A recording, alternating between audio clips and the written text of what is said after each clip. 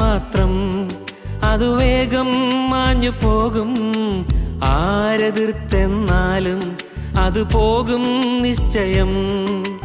മണ്ണിൽ നേടിയതെല്ലാം നൊടി നേരം പോയിടും. കണ്ടിടും നാം വിണ്ണിൽ ദൂരയാദേശം. മണ്ണിൽ നേടിയതെല്ലാം നൊടി നേരം പോയിടും. കണ്ടിടും നാം വിണ്ണിൽ ദൂരയാദേശം. ഒരുങ്ങിട്ടുണ്ടോ നാം, ഒരുങ്ങിട്ടുണ്ടോ? വിശുദ്ധിയെ തികച്ചങ്ങു പറന്നു പോകാൻ. ഒരുങ്ങിട്ടുണ്ടോ നാം, ഒരുങ്ങിട്ടുണ്ടോ? വിശുദ്ധിയെ തികച്ചങ്ങു പറന്നു പോകാൻ.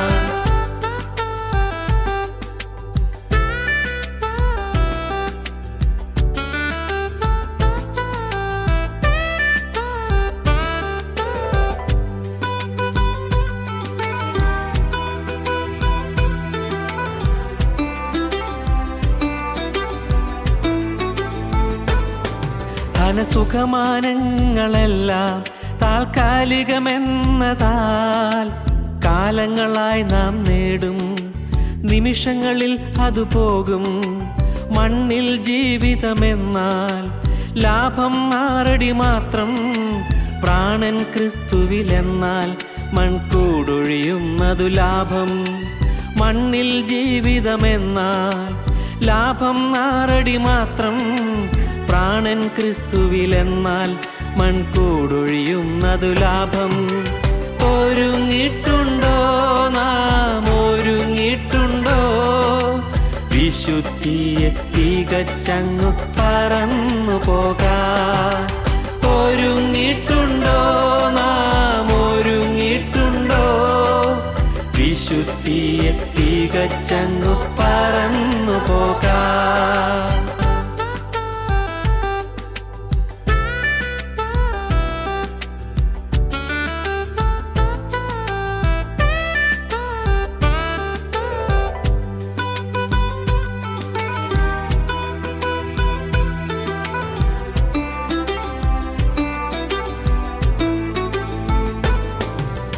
മൃത്യുവിൻ രൂപം നമ്മിൽ നിഴലായുണ്ടെന്നറിക. പ്രായം നോക്കാതൊരു നാൾ അതു നമ്മിൽ വന്നിടും.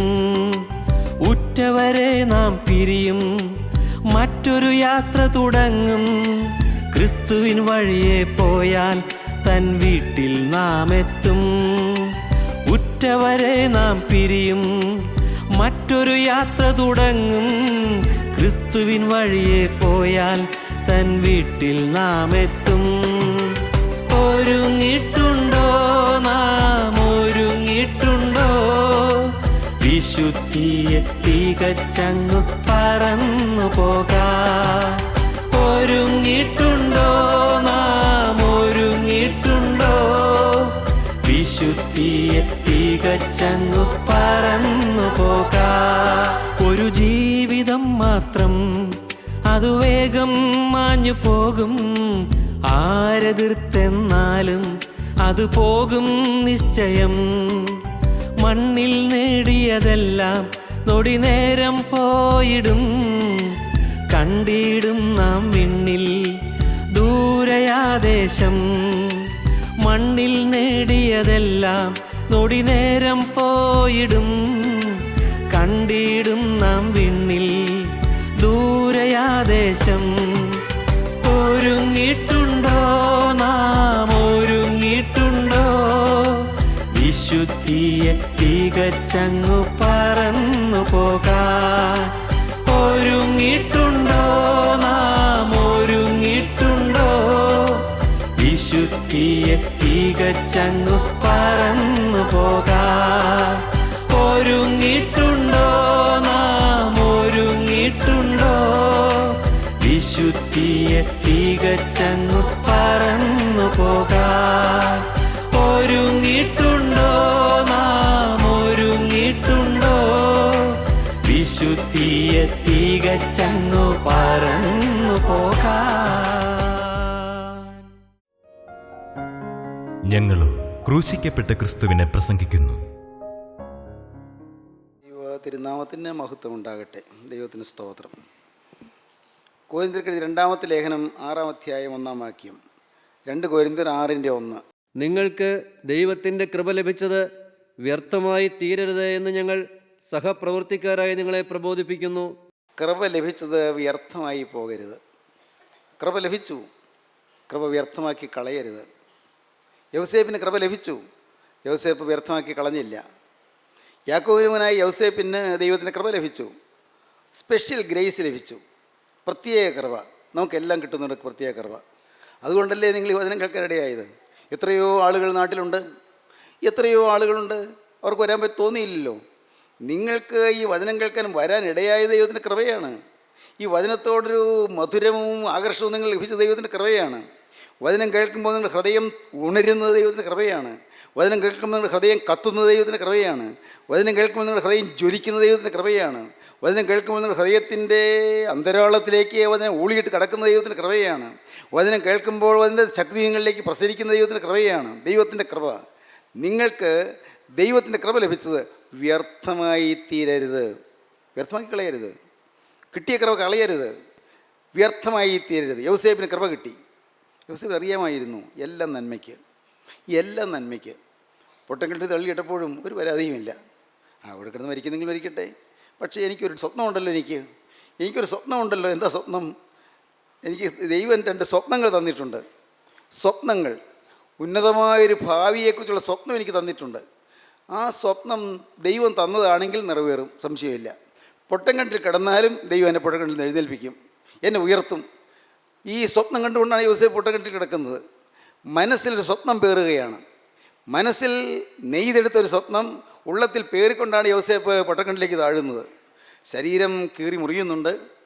അവിടെ ചിലയിടത്ത് ശരീരം ചെന്ന് മുട്ടി, ശരീരത്തിൽ അവിടെ ചോര പൊടിയുന്നുണ്ട്, ചിലയിടത്ത് ചോര ഒഴുകുന്നുണ്ട്.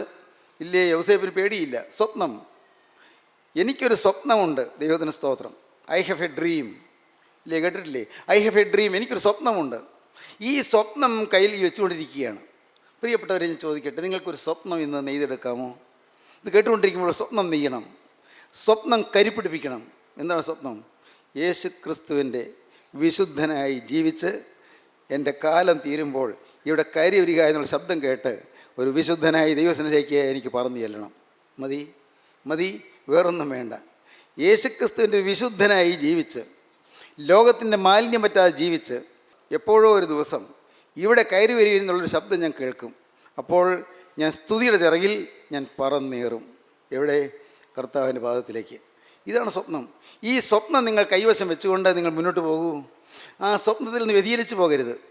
യൗസേപ്പിൻ്റെ ജീവിതത്തിൽ പൊട്ടങ്കിൽ തള്ളിയിട്ടപ്പോൾ യൗസേപ്പിന് ഭയമില്ല, എല്ലാം നന്മയ്ക്ക്.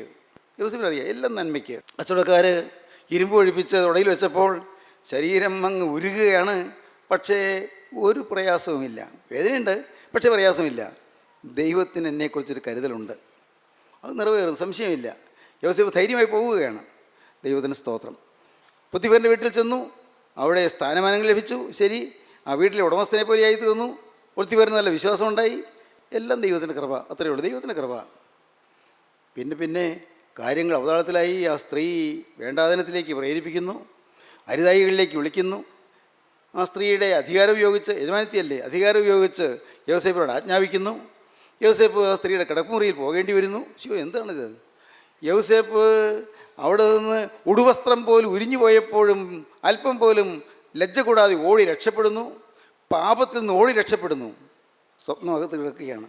അകത്തൊരു സ്വപ്നം. ദൈവത്തിന് സ്തോത്രം. അകത്തൊരു സ്വപ്നം. എൻ്റെ മാന്യ സഹോദരങ്ങളെ, ഇന്ന് കേട്ടുകൊണ്ടിരിക്കുമ്പോൾ സ്വപ്നം കിട്ടണം നിങ്ങൾക്ക്. കർത്താവേ, എനിക്കൊരു സ്വപ്നമുണ്ട്. എൻ്റെ കർത്താവിൻ്റെ വിശുദ്ധനായി നല്ലവനും വിശ്വസ്തനുമായ ദാസനെ എന്നുള്ള വിളി കേൾക്കാനുള്ള ഒരാഗ്രഹം എനിക്കുണ്ട്. കർത്താവേ, ദൈവത്തിന് സ്തോത്രം. കടന്നു ചെല്ലുമ്പോൾ നല്ലവനും വിശ്വസ്തനുമായ ദാസനെ എന്ന്. കാരാഗ്രഹത്തിൽ കിടക്കുന്നു. കാരാഗ്രഹത്തിൽ എന്തെല്ലാം പറയുന്നത്? ചിലരിങ്ങനെ പറഞ്ഞു കാണുമോ? ഏട്ടാ ചെറുക്ക, നീ ഈ 17 വയസ്സല്ലേ ഉള്ളൂ, എന്താ എനിക്ക് വേണ്ടാതെന്ന് തോന്നിയത്? നീ ഈ ചെറുപ്രായത്തിൽ ഇത്രയും വിവേകമില്ലാത്തവനായി പോയല്ലോ. നീ ഇത്രയും വേണ്ടാതിനും കാണിക്കാൻ നിനക്ക് തോന്നിയത് എന്താണ്? യോസേഫ് മിണ്ടുന്നില്ല. നീ മിണ്ടാത്തത്? യോസേഫ് മിണ്ടുന്നില്ല. എന്തിനു മിണ്ടാത്തത്? നീ ആ സ്ത്രീയുടെ കിടപ്പുമുറിയിൽ ചെന്ന് നീ ഇത്രയും വൃത്തികേട് ചെയ്യാൻ നിനക്ക് എങ്ങനെ തോന്നി? യോസേപ്പിന് പറയണമെന്നുണ്ട്, നീ കൂട്ടരെ ഞാൻ നിങ്ങൾ പറഞ്ഞതുപോലെയൊന്നുമല്ല, ഞാൻ വേണ്ടാതിന് ഉദ്ദേശിച്ചിട്ടില്ല, ഞാൻ തെറ്റിലേക്ക് പോയില്ല, ആ സ്ത്രീ എന്നെ തെറ്റിലേക്ക് വിളിച്ചതാണ് പറയണമെന്നുണ്ട്. പക്ഷെ പറഞ്ഞില്ല. എന്തിനാ? ഞാൻ കാരണം വേറെ ആ സ്ത്രീക്ക് എന്തിനാ ജീവിതപ്പേട് വരുന്നത്? ഞാൻ കാരണം ആ സ്ത്രീക്ക് എന്തിനാ മോശം വരുന്നത്? വേണ്ട. എനിക്കൊരു സ്വപ്നമുണ്ട്. എൻ്റെ ദൈവം നന്മയ്ക്കാക്കി തീർക്കും. എൻ്റെ ദൈവം നന്മയ്ക്കാക്കി തീർത്തുകൊള്ളും. ദൈവത്തിന് സ്തോത്രം. ദൈവത്തിൻ്റെ വലിയ നാമം മഹത്വപ്പെടട്ടെ. യോസേപ്പ് കാരാഗ്രഹത്തിൻ്റെ യാതന അനുഭവിക്കുകയാണ്. ഈ കാരാഗ്രഹത്തിൻ്റെ യാതന എന്ന് പറഞ്ഞാൽ അതിനപ്പുറത്ത് അവിടെയുള്ള കാരാഗ്രഹത്തിലെ മറ്റ് തടവുകളികളുടെ ആക്ഷേപവും പരിഹാസവുമല്ല. അവരെല്ലാം ഇവനെ ആക്ഷേപിക്കുകയാണ്. ഇവൻ തെറ്റ് ചെയ്തെന്ന് തന്നെയാണ് അവരുടെ വിശ്വാസം, ഒരു സംശയമില്ല. അല്ലെങ്കിൽ ഉടുമുണ്ട് ഒരു സ്ത്രീയുടെ കിടപ്പുമുറിയിൽ കിടക്കുമോ? ഇവൻ്റെ ഉടുമുണ്ട് കിടപ്പുമുറിയിൽ കിടക്കും, തൊണ്ടി സഹിതം പിടിച്ചിരിക്കുകയല്ലേ. ദൈവത്തിന് സ്തോത്രം. ദൈവത്തിൻ്റെ വലിയ നാമം മഹത്വപ്പെടട്ടെ. എല്ലാം നന്മയ്ക്ക്. ഇന്ന് ഇത് കേട്ടുകൊണ്ടിരിക്കുമ്പോൾ നിങ്ങൾ വിശ്വസിക്കൂ, ഉറപ്പായി വിശ്വസിക്കൂ. എന്തെല്ലാം നിങ്ങൾക്ക് വന്നിട്ടുണ്ടെങ്കിലും എല്ലാം നന്മയ്ക്ക്. ആത്മഹത്യ ചെയ്യണമെന്ന് ആഗ്രഹിച്ച് ആരെങ്കിലും ജീവിക്കുന്നുണ്ടോ? എനിക്ക് വേണ്ട, ജീവിതം വേണ്ട, ഞാനങ്ങ് മരിച്ചേക്കാം. എന്തിനാ? ആരും എനിക്കില്ല, ആർക്കും എന്നോട് സ്നേഹമില്ല, പിന്നെ ആർക്കും ഒരു കരുതലില്ല. ആർക്ക് വേണ്ടി ഞാൻ ജീവിക്കണം? മക്കൾക്ക് എന്നെ വേണ്ട, എൻ്റെ ഭർത്താവിന് എന്നെക്കുറിച്ചൊരു കരുതലുമില്ല, ഒരു സ്നേഹവുമില്ല. ഒരു നല്ല വാക്ക് പറഞ്ഞിരുന്നെങ്കിൽ ഇല്ല, ഒരു നല്ല വാക്ക് പറയില്ല. അല്ല വേണ്ട, എൻ്റെ മുഖത്തേക്ക് നോക്കുന്ന പുഞ്ചിരിച്ചെങ്കിൽ അതും ഇല്ല. എൻ്റെ ഭാര്യയ്ക്കോ അവൾക്ക് ഞാൻ അധികപ്പറ്റാണ്, ശല്യം, എന്നൊരു ശല്യമായിട്ട് അവൾ കാണുന്നത്. ദൈവത്തിന് സ്തോത്രം. എൻ്റെ മാതാപിതാക്കൾക്കോ അവർ എന്നെ എന്ന് ശപിക്കുകയാണ്, പിരാകുകയാണ്. ഞാൻ ആർക്ക് വേണം? എന്തിനു വേണ്ടി ജീവിക്കണം? മരിക്കണമെന്നുള്ള ചിന്ത, മരിക്കണമെന്ന്. പ്രിയപ്പെട്ടവരെ, ഞാൻ പറഞ്ഞു തരട്ടെ, നിങ്ങൾ ഒരിക്കലും നിങ്ങളുടെ ജീവിതം നശിപ്പിക്കരുത്, നിങ്ങളുടെ ജീവിതം നിങ്ങൾ കളയരുത്. ആത്മഹത്യ എന്നുള്ള ചിന്തയിൽ പോലും വരരുത്, ഒരു കാരണവശാലും വരരുത്. ദൈവത്തിന് സ്തോത്രം. എന്തിന്? നിങ്ങൾക്കൊരു ജീവിതമുണ്ട്, നിങ്ങൾക്ക് നന്മയ്ക്കാക്കി ദൈവം മാറ്റിത്തരും. ഇന്നുള്ള പ്രയാസങ്ങളിൽ നിന്നുള്ള പ്രശ്നങ്ങളിൽ നിന്നുള്ളതായ ഒറ്റപ്പെടുത്തലുകളും ഇന്നുള്ള കുറ്റപ്പെടുത്തലുകളും ഇന്നുള്ളതായ അപഹസനങ്ങളും ഇന്നുള്ള അവഹേളനങ്ങളും എല്ലാം നന്മയ്ക്കാക്കി ദൈവം മാറ്റിത്തരും, സംശയിക്കേണ്ട. അത് നിങ്ങൾ വിശ്വസിച്ചുകൊണ്ട് ദൈവത്തിൻ്റെ കരങ്ങളിലേക്ക് നിങ്ങൾ കൊടുക്കൂ. ദൈവത്തിന് സ്തോത്രം. ഒരു രാജാവുണ്ടായിരുന്നു, കഥയാണ്, അങ്ങനെ നടന്നായിരിക്കണമെന്നില്ല കഥ. രാജാവുണ്ടായിരുന്നു, രാജാവ് ഒരു മന്ത്രിയും ഉണ്ടായിരുന്നു. പഴയ കാലമാണ്. ഇപ്പോൾ രാജാവ് മന്ത്രി എന്നൊക്കെ പറഞ്ഞാൽ നിങ്ങൾക്ക് മനസ്സിലാവില്ല. ഇപ്പോൾ മന്ത്രി എന്നൊക്കെ പറഞ്ഞാൽ മനസ്സിലാവും, പക്ഷേ രാജാവ് മന്ത്രി എന്നൊക്കെ പറഞ്ഞാൽ മനസ്സിലാവില്ല. രാജാവും മന്ത്രിയും ഉണ്ടായിരുന്നു. മന്ത്രി മഹാബുദ്ധിമാനായിരുന്നു. രാജാവ് വളരെ നല്ല രാജാവായിരുന്നു. ഒരു ദിവസം രാജാവും മന്ത്രിയും കൂടി ഒരു യാത്ര പോയി. അന്നൊക്കെ രാജാക്കന്മാർക്ക് വിശ്രമം എന്ന് പറയുന്നത് നായാട്ടാണ്. മൃഗയാവിനോദം എന്ന് പറയും. മൃഗയാവിനോദം, കാട്ടിലൂടെ നടന്ന് മൃഗങ്ങളെ അസ്ത്രം ചെയ്ത് വീഴിക്കുക, അതിൽ ഒരു വിനോദം. കൃത്യസ്ഥലത്ത് വസ്ത്രം കൊള്ളിക്കുക, അതൊരു വിനോദം. മൃഗയാവിനോദത്തിന് പോയി. എപ്പോഴോ രാജാവിൻ്റെ കൈ ഒരു അപകടത്തിൽപ്പെട്ട് കൈ ഒരു വിരലറ്റുപോയി, ഒരു വിരൽ. രാജാവ് വേദനിച്ച് പൊളയുകയാണ്. മന്ത്രി പറഞ്ഞു, തിരുമേനി അത് നന്മയ്ക്കാണ് കേട്ടോ, എൻ്റെ കൈ ഒരു വിരൽ മുറിഞ്ഞത് നന്മയ്ക്കോ? അതേ തിരുമേനി, നന്മയ്ക്കാണ്. രാജാവ് ദേഷ്യം വന്നു. എന്നാൽ കാണട്ടെ, നിൻ്റെ ഈ നന്മയ്ക്കെന്നുള്ളതിൻ്റെ പ്രമാണം ഒന്ന് കാണട്ടെ. രാജാവ് അവിടെ ഒരു പൊട്ടക്കണ്ടുണ്ടായിരുന്നു, അതിലേക്ക് മന്ത്രിയെ തള്ളിയിട്ടു. നന്മയ്ക്കല്ലേ? ഞാനിപ്പോൾ തന്നെ തള്ളിയിട്ട് നന്മയ്ക്കാന്നല്ലേ നിനക്ക് തോന്നുക? എൻ്റെ തിരുമേനി ഇത് നന്മയ്ക്ക് തന്നെയാണ്. പാവം, അവൻ ആ പൊട്ടക്കിണറ്റിൽ കിടന്നു. രാജാവ് പിന്നെ ഒറ്റയ്ക്കാണ് പോരുന്നത്, നാട്ടിലോട്ട് പോരണം. രാജാവിന് വഴി അത്ര പരിചയമില്ല. പോരുന്ന വഴിക്ക് അപ്പോഴാണ് കാട്ടുജാതിക്കാർ കൂട്ടം കൂടി നിൽക്കുന്നു. അവർ നരമാംസം പച്ചനെ ഭക്ഷിക്കുന്നവരാണ്, മനുഷ്യമാംസം പച്ചനെ തിന്നുന്നവർ. അവർക്ക് പൂജയുണ്ട്. അവർ ഈ രാജാവിൻ്റെ കൊഴുത്ത ശരീരവും ഈ കോമളമായ രൂപവും കണ്ടപ്പോൾ അവരോടി വന്ന് രാജാവിനെ പിടിച്ചു. രാജാവ് പറഞ്ഞു, നിങ്ങൾ എന്നെ പിടിക്കല്ലേ, ഞാൻ രാജാവാണ്, അതൊന്നും ഞങ്ങൾക്കറിയണ്ട, ഞാൻ രാജാവാണ്, നിങ്ങൾ എന്നെ ഉപദ്രവിക്കല്ലേ. അവർ പിടിച്ചുകൊണ്ട് പോയി രാജാവിനെ ഒരു പൂജയ്ക്ക് കൊണ്ടുപോയി നിർത്തി. പൂജ. രാജാവിനെ ചുറ്റും നൃത്തം ചെയ്ത് രാജാവിനെ പിടിച്ച് രാജാവിനെ കൊല്ലാനായിട്ട് തുടങ്ങുകയാണ്. ഉടനെ അവർ രാജാവിൻ്റെ കൈ ഒരു വിരൽ അറ്റുപോയത് കണ്ടു. ഉടനെ അവർ പറഞ്ഞു, അയ്യോ, ഇത് അംഗഭംഗമുള്ള ഒരാളാണ്, ഇദ്ദേഹത്തെ പൂജയ്ക്ക് കൊള്ളില്ല, ഇദ്ദേഹത്തെ ബലിയർപ്പിക്കാൻ കൊള്ളില്ല, ഊനമുള്ളതാണ്, കുറവുള്ളതാണ്, അംഗഭംഗമുള്ളതാണ്, ഇയാളെ വിട്ടേക്ക്. അപ്പോഴാണ് രാജാവ് ഓർത്ത്, കൈ പോയത് നന്നായി. ആ മന്ത്രി പറഞ്ഞ് ശരിയാണല്ലോ. രാജാവ് തിരികെ ചെന്നു, ആ പൊട്ടക്കണ്ണിൻ്റെ അടുക്കൽ ചെന്നു. രാജാവ് പറഞ്ഞു, നീ ഇപ്പോൾ ജീവനോട് ഇരിപ്പുണ്ടോ? ഉണ്ട് തിരുവേനി, ഞാനിവിടെ ഉണ്ട്, ഞാനൊരു വള്ളി പറിച്ചിട്ടാ, നീ അത് പിടിച്ച് കയറുക. അവനെ പിടിച്ച് കയറ്റി. രാജാവ് പറഞ്ഞു, നീ പറഞ്ഞത് ശരിയാണ് കേട്ടോ, നന്മയ്ക്കാണ്. നീ പറഞ്ഞതനുസരിച്ച് എൻ്റെ കൈ പോയപ്പോൾ ഞാൻ നിന്നോട് എനിക്ക് ദേഷ്യം വന്നെങ്കിലും അത് നന്മയ്ക്കാക്കി തീർന്നു. പക്ഷേ രാജാവ് ചോദിച്ചു, പക്ഷേ നീ ആ ഇതിലേക്ക് വീണപ്പോൾ, പൊട്ടക്കല്ലിൽ പോയപ്പോൾ നീ പറഞ്ഞല്ലോ ഇത് നന്മയ്ക്കാണെന്ന്. അതെന്താ എനിക്ക് മനസ്സിലാവുന്നില്ല. പൊട്ടക്കല്ലിൽ വീണ് നന്മയ്ക്കാവുന്ന എങ്ങനെയാണ്? തിരുമേനി മനസ്സിലായില്ലേ? ഞാൻ അങ്ങയുടെ കൂടെ നടന്നിരുന്നെങ്കിൽ അവർ നോക്കുമ്പോൾ എനിക്ക് അംഗഭംഗമില്ല. അങ്ങയെ വെറുതെ വിടും, എന്നെ കൊല്ലും. അതുകൊണ്ട് അത് അങ്ങ് അതിനെ തള്ളിയിട്ടതും അത് നന്മയ്ക്കാണ്. രാജാവിനപ്പോൾ മനസ്സിലായി നന്മയ്ക്കായി എന്ന്. പഴങ്കഥയാണ്, ധാത്രീ കഥയെന്നൊക്കെ പറയുന്ന ഒരു പഴഞ്ചൻ കഥ. പക്ഷേ അതിനൊരു അർത്ഥമുണ്ട്. നന്മയ്ക്കായി തീരും. ഏത് കാര്യവും നന്മയ്ക്കായി തീരും. ഏത് കാര്യം നന്മയ്ക്കാക്കി തീർക്കും. മനസ്സിലാക്കാൻ പ്രയാസമാണ്. നിങ്ങൾ കേട്ടിട്ടുണ്ടായിരിക്കുമല്ലോ ഷിക്കാഗോയിലെ അഗ്നിബാധയെക്കുറിച്ച്. ഭയങ്കരമായ അഗ്നിബാധയായിരുന്നു. അത് നടന്ന സംഭവമാണ്. അമേരിക്കയിലെ ഷിക്കാഗോ നഗരത്തിൽ വലിയൊരു അഗ്നിബാധയുണ്ടായി. അന്ന് അനേകം കെട്ടിടങ്ങൾ തീക്കിരയായി, അനേകം തോട്ടങ്ങൾ തീക്കിരയായി, നാടാകെ കത്തിപ്പോയി. അതിൽ ഏറ്റവും കൂടുതൽ നഷ്ടം സംഭവിച്ചത് ഹെൻറി സ്റ്റാഫോർഡ് എന്ന് പറയുന്ന ഒരാൾക്കാണ്. ഈ സ്റ്റാഫോർഡ് അദ്ദേഹത്തിനുണ്ടായ നഷ്ടം പെരുത്ത നഷ്ടമായിരുന്നു. അദ്ദേഹം അവിടെ സങ്കടത്തോടെ കുറേ ദിവസങ്ങൾ കഴിച്ചു. എല്ലാം കത്തിക്കരിഞ്ഞു പോയില്ലേ. അനേകം കെട്ടിടങ്ങൾ കത്തിപ്പോയി, അദ്ദേഹത്തിൻ്റെ തോട്ടങ്ങൾ കത്തിപ്പോയി, എല്ലാം കത്തി. അദ്ദേഹത്തിൻ്റെ ഭാര്യ കരയുന്നു, മക്കൾ കരയുന്നു, ദുഃഖം, ആകെ ദുഃഖം. വിചാരിച്ചു ഒരു കാര്യം ചെയ്യാം, ഭാര്യയും മക്കളെയും കൂട്ടിക്കൊണ്ട് ഫ്രാൻസിൽ പോയി ഏതാനും നാൾ കഴിക്കാം. ഇതിലൂടെയൊന്നും ഇല്ലല്ലോ, ഒരു വെക്കേഷൻ പോലെ ഫ്രാൻസിൽ പോയി ജീവിതം കഴിക്കാം കുറച്ചു കാലം, എന്നിട്ട് തിരികെ വരാം. ദുഃഖം ഒന്ന് മറക്കാൻ പറ്റുമെന്ന് നോക്കാം. വിലെ ഹാർവേ എന്ന് പറയുന്നൊരു കപ്പലിൽ കയറി. അറ്റ്ലാന്റിക്കിൽ കൂടി കപ്പൽ പോവുകയായിരുന്നു. അപ്പോഴാണ് പെട്ടെന്ന് അറിയിപ്പ് വന്നത്, ഇദ്ദേഹത്തിന് അവിടെ തന്നെ നിൽക്കേണ്ട ആവശ്യമുണ്ട്. അദ്ദേഹം പെട്ടെന്ന് ഇറങ്ങി. അദ്ദേഹം അവിടെ ആ തോട്ടങ്ങൾ നശിച്ചുപോയ തോട്ടത്തിൻ്റെ എല്ലാം കണക്ക് കൊടുക്കാനൊക്കെ ആയിട്ട് അവിടെ ഇറങ്ങേണ്ടി വന്നു. ഇദ്ദേഹത്തിൻ്റെ ഭാര്യയും 3 പെൺമക്കളും അവർ കപ്പലിൽ പോയി. ഞാൻ പിന്നാലെ വന്നോളാമെന്ന് പറഞ്ഞാൽ അദ്ദേഹം വിട്ടതവരെ. പക്ഷേ അറ്റ്ലാന്റിക്കിൽ ഇറക്കി ചെന്നപ്പോൾ വലിയൊരു അപകടത്തിൽപ്പെട്ടു, കപ്പൽ താണു. ഭാഗ്യവശാൽ ലൈഫ് ബോട്ടിൽ ഭാര്യ രക്ഷപ്പെട്ടു, മക്കൾ 3 പേരും നഷ്ടപ്പെട്ടു, കടലിൽ താണു. ഈ വാർത്ത അദ്ദേഹം കേട്ടപ്പോൾ അദ്ദേഹം നെഞ്ചത്തടിച്ച് കരഞ്ഞു. അദ്ദേഹം അടുത്ത കപ്പലിൽ പുറപ്പെട്ടു.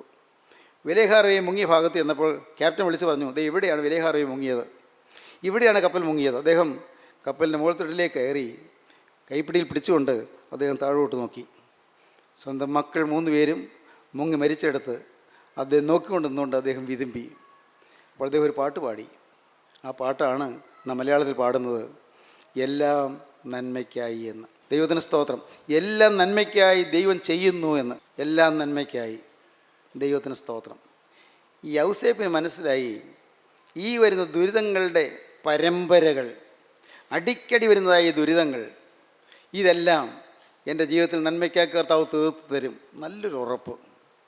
ഈ ഉറപ്പുള്ളത് കൊണ്ടാണ് യൗസേപ്പ് കാരാഗ്രഹത്തിലും ധീരതയോടെ നിന്നത്. ഒരു പതർച്ചയുമില്ല, ആരോടും പരിഭവമില്ല. അതൊരു വലിയ കൃപയാണ്.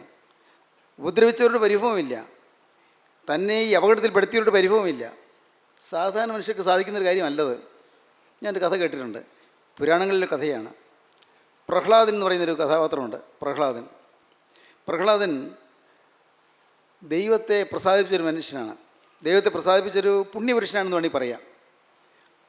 ദൈവം പ്രത്യക്ഷപ്പെട്ടു, പ്രഹ്ലാദനോട് ചോദിച്ചു, കഥയാണ്, ചോദിച്ചു, നിനക്ക് ഒരു വരം തരാൻ എനിക്ക് ആഗ്രഹമുണ്ട്, ഒരു അനുഗ്രഹം തരാൻ ആഗ്രഹമുണ്ട്.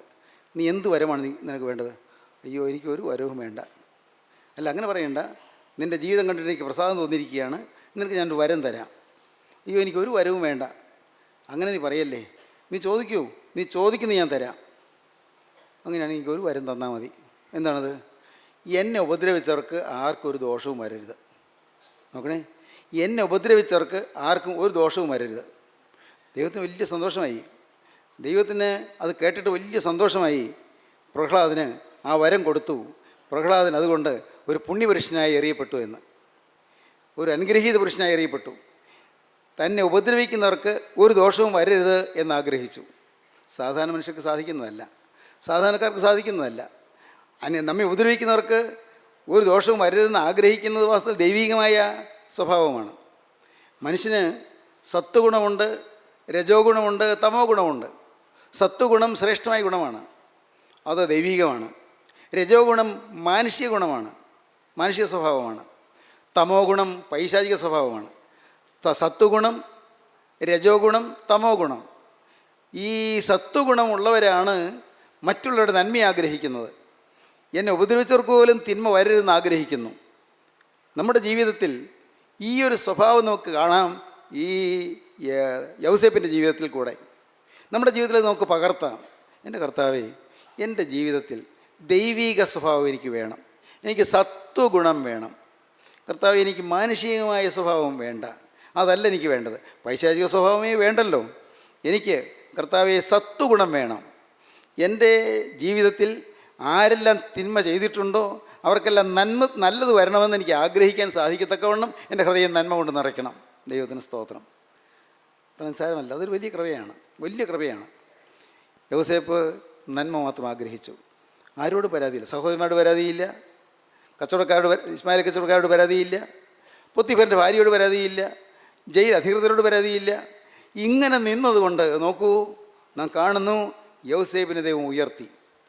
എത്രത്തോളം ഉയർത്തി? യൗസേപ്പിനെ മിസ്രയീമിൻ്റെ പ്രധാനമന്ത്രിയാക്കി തീർത്തു. കാരാഗ്രഹത്തിൽ നിന്ന് 30-ാമത്തെ വയസ്സിൽ യൗസേപ്പിനെ വിളിച്ച് അവനെ ഡ്രസ്സണിയിച്ച് അവൻ്റെ ശരീരമാസകലം കുളിപ്പിച്ച് അവനെ നല്ലതുപോലെ അണിയിച്ച് ഒരുക്കി അവനെ കൊണ്ടുപോയി രാജസന്നിധിയിൽ കൊണ്ടുപോയി നിർത്തി. നാം വായിക്കുന്നുണ്ട് ഉൽപ്പത്തി പുസ്തകത്തിൽ യൗസേപ്പിനെ ഫറോ രാജാവ് വളരെ പ്രശംസിച്ചും അഭിമാനത്തോടെ പറയുന്നത്. ദൈവത്തിന് സ്തോത്രം. യൗസേപ്പിനെക്കുറിച്ച് ഫറോ രാജാവ് പറയുന്ന ആ ശ്രേഷ്ഠമായ വാക്കുകൾ, നിന്നെ മിസ്രയീമിൻ്റെ ആധിപത്യത്തിലാക്കിയിരിക്കുന്നു.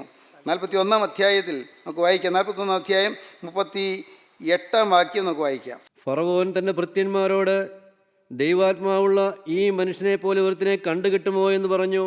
ഫറോ രാജാവ് മറ്റു ദാസന്മാരോട് പറയുകയാണ്, ദൈവാത്മാവുള്ള ഈ മനുഷ്യനെ പോലെ ഒരാളെ കണ്ടുകിട്ടുമോ? ദൈവാത്മാവുള്ളൊരു മനുഷ്യൻ, രാജാവിന് പോലും ബഹുമാനമായി, ദൈവാത്മാവുള്ള ഈ മനുഷ്യനെ പോലെ ഒരാളെ കണ്ടുകിട്ടുമോ എന്ന് പറഞ്ഞു.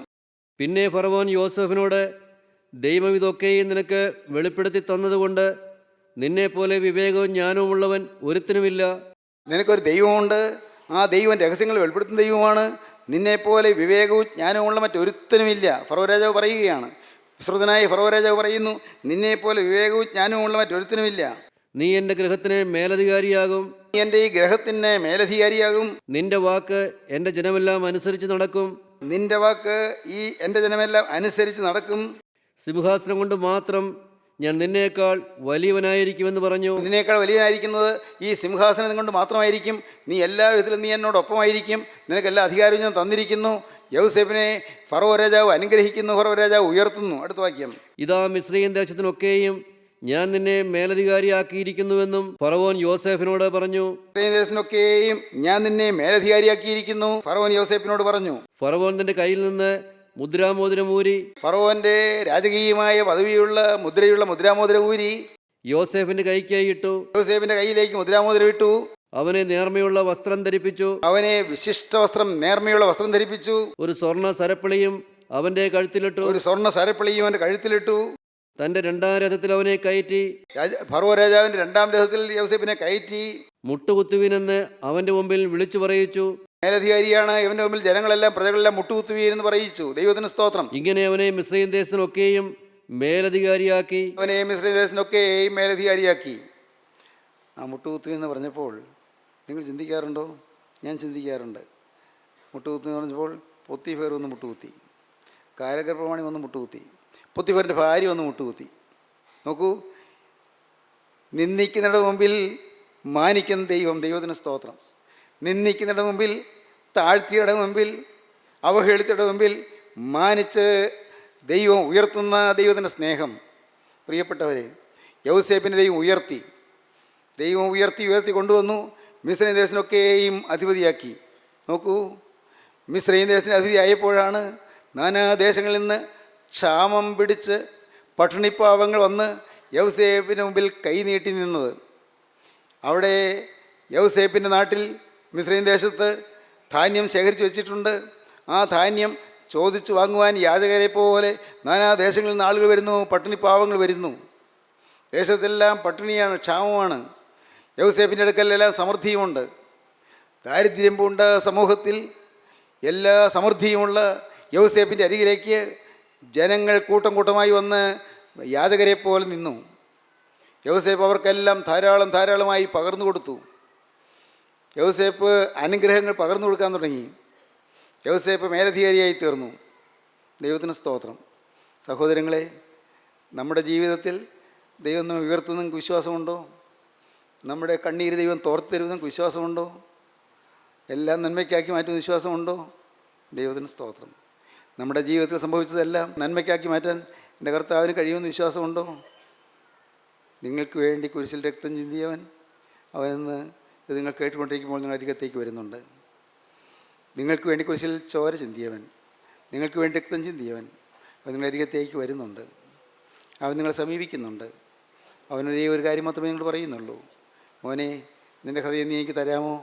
ഞാൻ നിന്നെ വലിയവനാക്കാം. മോളെ, നിൻ്റെ ഹൃദയം നീ എനിക്ക് തരാമോ? ഞാൻ നിന്നെ വലിയവളാക്കാം. മകനെ, നിൻ്റെ ജീവിതം നീ എനിക്ക് തരാമോ? ഞാൻ നിന്നെ ഉയർത്താം, ഞാൻ നിന്നെ വളർത്താം. അത്യുന്നതനായ ദൈവത്തെ ഞാൻ വിളിച്ചപേക്ഷിക്കുന്നു. എനിക്ക് വേണ്ടി സകലവും നിർവഹിക്കുന്ന ദൈവത്തെ തന്നെ. സ്തോത്രം. മറക്കരുത് ആ വാക്യം. അത്യുന്നതനായ ദൈവത്തെ ഞാൻ വിളിച്ചപേക്ഷിക്കുന്നു. എനിക്ക് വേണ്ടി സകലവും നിർവഹിക്കുന്ന ദൈവത്തെ തന്നെ. നമുക്ക് വേണ്ടി എല്ലാം ചെയ്യാനൊരു ദൈവമുണ്ട്. നമ്മെ കാണുന്നൊരു ദൈവമുണ്ട്. ദൂരെ നിൽക്കുന്നവനല്ല. നിങ്ങൾ ഈ കേൾക്കുന്നത് ദൂരെ നിൽക്കുന്ന ദൈവത്തെയല്ല. അങ്ങ് ആകാശങ്ങൾക്കപ്പുറം നിൽക്കുന്ന ദൈവത്തെയല്ല. ഗ്രഹങ്ങൾക്ക് ഉപഗ്രഹങ്ങൾക്കപ്പുറം നിൽക്കുന്ന ദൈവത്തെയല്ല. നക്ഷത്രരാശികൾക്കപ്പുറം ഇരിക്കുന്ന ദൈവത്തെയല്ല. നിങ്ങളീ കേൾക്കുമ്പോൾ നിങ്ങൾ അരികത്ത് നിൽക്കുന്ന ക്രിസ്തു. അവൻ സ്നേഹനിധിയാണ്. അവൻ കാരുണ്യക്കടലാണ്. അവൻ കൃപയുടെ അധിപതിയാണ്. അവൻ കണ്ണീര് തുടയ്ക്കുന്നവനാണ്. അവൻ വേദന കാണുന്നവനാണ്. അവൻ വേദന മാറ്റുന്നവനാണ്. അവൻ രോഗം സൗഖ്യമാക്കി തരുന്നവനാണ്. നിങ്ങളുടെ മേലുള്ള ബാധകൾ മാറ്റുന്നവനാണ്. പൈശാചിക ബന്ധങ്ങൾ അഴിക്കുന്നവനാണ്. കുടുംബത്തെ അനുഗ്രഹത്തിലേക്ക് നടത്തുന്നവനാണ്. നിങ്ങളുടെ ജീവിതത്തിലെ എല്ലാ ബാധകളും ബന്ധനങ്ങളും അഴിച്ച് നിങ്ങളുടെ മേലുള്ള ശാപങ്ങളെല്ലാം മാറ്റി സമാധാന ജീവിതം നിങ്ങൾക്ക് തരുന്നവനാണ്. അവന് അതിന് അരികത്ത് നിൽക്കുന്നു. അവനോട് പറയുവിൻ: കർത്താവേ, ഈ നിമിഷം മുതൽ ഞാൻ നിൻ്റെ വക. മേലിൽ പാപത്തിലേക്കില്ല കർത്താവേ, മേലിൽ തിന്മയിലേക്കില്ല കർത്താവേ. അവിടുത്തെ ഛായ പ്രാപിച്ച് യേശുവേ, നിൻ്റെ രക്തത്തിൻ്റെ അനുഭവം എൻ്റെ ജീവിതത്തിൽ വിജയാനുഭവം അനുഭവിച്ച് എനിക്ക് അതിനെ പ്രസാദിപ്പിക്കണം. അതുമാത്രമേ വേണ്ടൂ. അതിനായി എൻ്റെ ജീവിതം ഞാൻ നിനക്ക് തരുന്നു. എൻ്റെ ആയുസ് നിനക്ക് ഞാൻ തരുന്നു. എൻ്റെ ജീവിതം നിൻ്റെ കരങ്ങളിലേക്ക് തരുന്നു. ഇന്നതാ നീ എന്നെ തൊടണമേ. ഇന്ന് നീ എന്നെ സ്പർശിക്കണമേ. നിൻ്റെ അത്ഭുത കരം, എന്നെ മെനഞ്ഞ കരം, എന്നെ ഇതുവരെയും വളർത്തിയ കരം ഇപ്പോൾ എൻ്റെ തലമേൽ വെച്ച് എന്നെ ആശീർവദിക്കണമേ. എന്നെ അനുഗ്രഹിക്കണമേ. എൻ്റെ ബന്ധനങ്ങൾ അഴിക്കണമേ. എൻ്റെ പാപങ്ങൾ ക്ഷമിക്കണമേ. എന്നെ കഴുകി വെടിപ്പാക്കണമേ. ഒരു പുതിയ സൃഷ്ടിയാക്കി തീർക്കണമേ. നമുക്ക് സമർപ്പിക്കാം, നമുക്ക് പ്രാർത്ഥിക്കാം. കാരുണ്യവാനേ, മഹാപരിശുദ്ധനായ ഞങ്ങളുടെ സ്വർഗീയ പിതാവേ, അവിടുത്തെ വചനങ്ങൾ ഞങ്ങളെ കേൾപ്പിച്ചതിനായി സ്തോത്രം. ഞങ്ങൾക്ക് വേണ്ടി എല്ലാം കരുതുന്ന ഒരു നല്ല ദൈവത്തെ ഞങ്ങൾക്ക് പരിചയപ്പെടാൻ അവസരം തന്നതിനായി സ്തോത്രം. യേശു ക്രിസ്തു ഇന്ന് ജീവിക്കുന്നതിനായി സ്തോത്രം. യേശു ക്രിസ്തു ഞങ്ങളുടെ പ്രാർത്ഥന കേൾക്കുന്നവനാകിയാൽ സ്തോത്രം. യേശു ക്രിസ്തു ഞങ്ങളോടുകൂടി നടക്കുവാൻ താല്പര്യമുള്ളവനാകിയാൽ സ്തോത്രം. കർത്താവേ, അവിടുത്തെ രണ്ടാമത്തെ വരവിൽ ഇതിനെ എതിരേൽക്കുന്ന വിശുദ്ധന്മാരുടെ നിലനിൽപ്പാൻ ഞങ്ങൾക്ക് എല്ലാവർക്കും ഭാഗ്യം നൽകണമേ. എല്ലാവരെയും അനുഗ്രഹിക്കണമേ. യേശു ക്രിസ്തുവിൻ്റെ പരമോന്നത നാമത്തിൽ തന്നെ. ആമീൻ. ഹല്ലേലൂയ.